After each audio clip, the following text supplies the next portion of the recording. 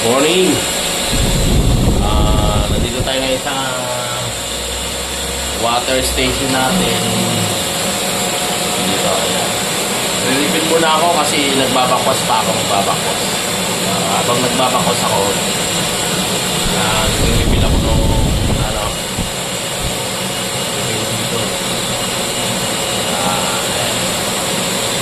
Bakwas natin tong yung softener, binabakwas natin. Kasi magpapabili pa ako ng winding bearing sa roll-up door.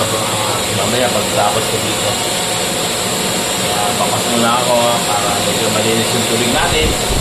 Para hindi magbago yung lasa. Para masarapan pa yung mga customer natin.